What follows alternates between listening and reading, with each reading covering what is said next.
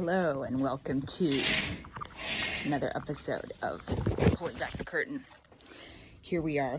It's super late. It's a Wednesday evening. It's way too late to be here in chemo. It's past 7 and we had to rock up today at around noon for a CT scan. And it was just all sorts of things that went wrong.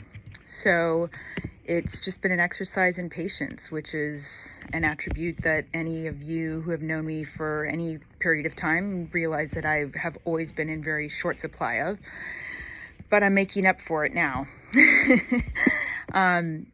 Because really, if you think about it, today there was just a cascade of different events that led to this super delay, and being exercised about it as opposed to just ready to go with the flow would have gotten no one anywhere. So I am just reaching into the lessons from that. And funny enough, patience, the Latin is actually suffering, and patient, like patient doctor, that's actually where that comes from as well. So it's like double patient, right? Double suffering, being a patient and then having to be patient, which means they cross each other out, right? But I also love a quote by James Clear, which is, you don't always get to choose your load, but you can choose how you carry it. So I choose to carry this load very lightly. And, it also brings up the idea of, like just how we live our lives, right? Like the finish line is the same for everyone, right? It's RIP. And so, if you're going to run fast through it, that's one way of doing it, right? But what about like thinking that maybe life is too precious to be rushed through? So just experimenting with different concepts here. And I wanted to just give a shout out to everyone who from the New York City area, and actually a few people that came from further afield for the amazing launch of the fund at the International Legal Foundation last Thursday. It was just a tremendous event. Super inspiring to hear from a Burmese lawyer who had to flee the country, and from an Afghanistan expert, and to hear more about the incredible work being done by the International Legal Foundation in very difficult circumstances in post-conflict countries, where often they're one of the only, if not the only, organization providing criminal defense for vulnerable people. And that's just something that I've seen in country after country that I've worked in, is just seeing people languishing in prison, and often for long periods without any kind of trial. And in fact, illegal detention is one of the most common abuses of power as well. So in most transition or post-conflict countries, it's a tool that's widely used against those that are the most vulnerable. So, for example, in Myanmar, the ILF is doing amazing work with Rohingya. Like, they've defended over 500 Rohingya since the coup last year, and have also worked on hundreds of political cases. Done similar in Tunisia. There's been a lot of unrest and difficulty and protests in Tunisia, so they're representing protesters there. Afghanistan, have been steady throughout this very turbulent period. In fact, I wanted to just quote a UN colleague in Afghanistan about the sort of withdrawal of all international support. And he said, quote, "There are 40 million people in Afghanistan. This is the country we live in. This is the regime in power. How are we going to achieve our goals?"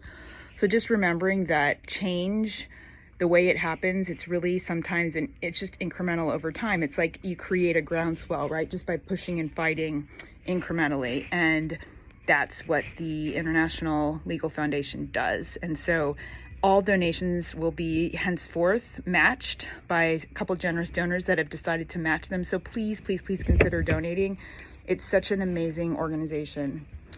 So this garb is because it's clearly the holidays, and it's always, there's always got to be an excuse to liven things up over here. I brought some baklava that I grabbed on my way back through Dubai from Myanmar. In fact, Adrian and I are just about to hit Dubai on the way to India soon, and the nurses are loving that, and they also were kind of forced to put on some of this garb too. So we're just keeping it real over here.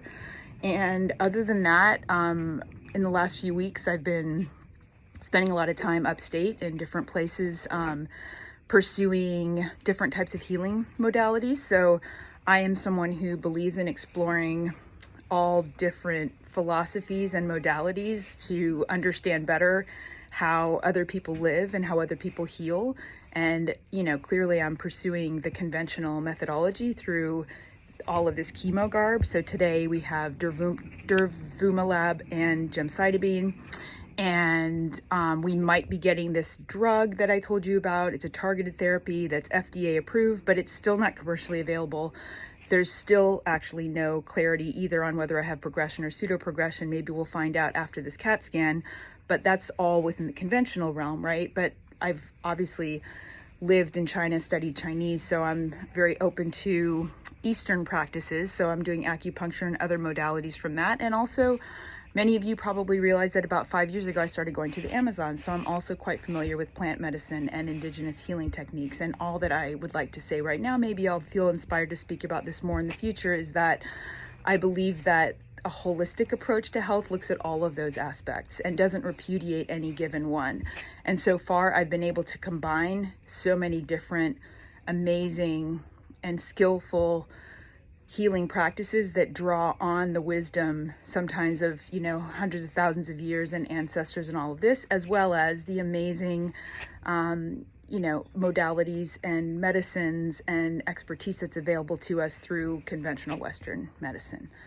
So I think that's all. I'm super tired. I was supposed to see Adrian tonight because he's flying in, but because of this whole lockjam thing, I don't know if that's going to be possible, but I'm just rolling with it because we will have a couple weeks in India. We'll be able to catch up, and just sending you all so much love as this year, this, you know, Western calculated year ends. Many of you will be celebrating different types of you'll be celebrating different things, and I just hope that you have warm, healthy, happy, joyful reunions with family and loved ones, and I look forward to catching you sometime in the new year. Lots of love.